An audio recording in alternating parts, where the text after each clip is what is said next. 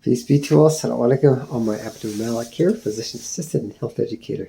So this is a video that I am posting about United Medical Center.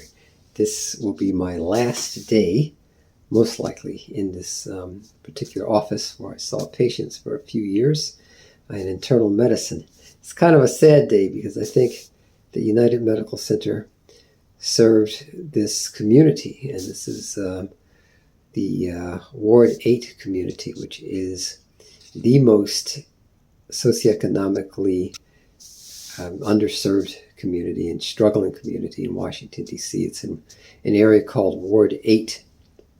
There are people who are suffering from a lot of preventable diseases here, and that includes death by homicide secondary to gun violence, and also a lot of drug overdose.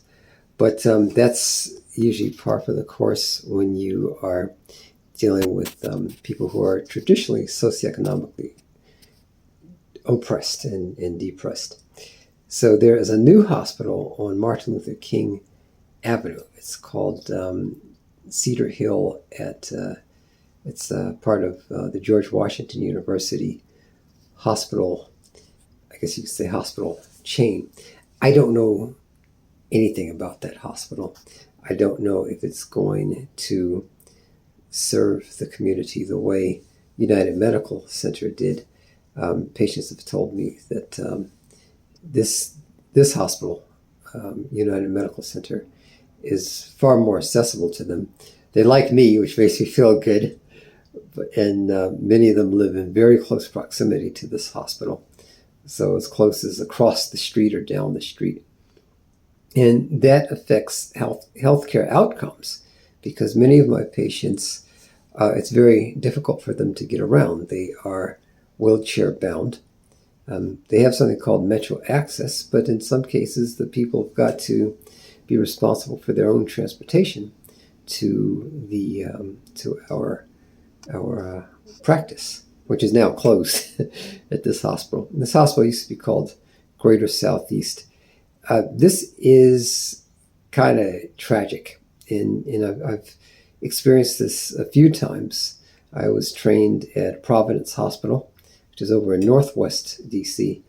That's closed. I was also trained at D.C. General Hospital, which was in Southeast. That closed almost 20 years ago.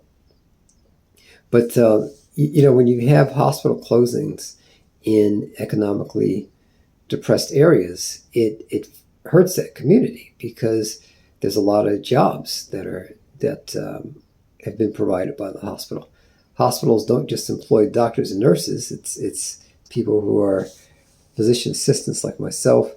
There are technicians and things like janitorial services, dietitians. So it also serves, folks who don't necessarily have, advanced college degrees, but have worked very hard in their chosen fields, and they're able to support their families. And in many cases, they live very close to the hospital, so they don't have the extra payment of transportation.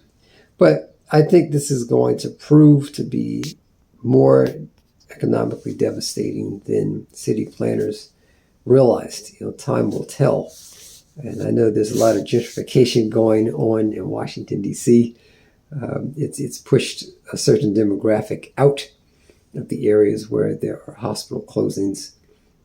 So we'll see if that happens with the closing of United Medical Center, erstwhile Greater Southeast. But I will miss this place. I worked here for a few years. I've had family that has been treated here, and I think we did a lot of good work. So I'll see what the future holds for the people in this area and see how the new hospital works out. But that's it for now. If you guys want to be a physician assistant like me, it's been a great career for the past 25 years. It takes 4 years undergraduate and 2 years of grad school. And it's a great profession, and you can do a lot of good. Okay, guys, I wish you guys the best of success in your positive endeavors. Take care. Peace.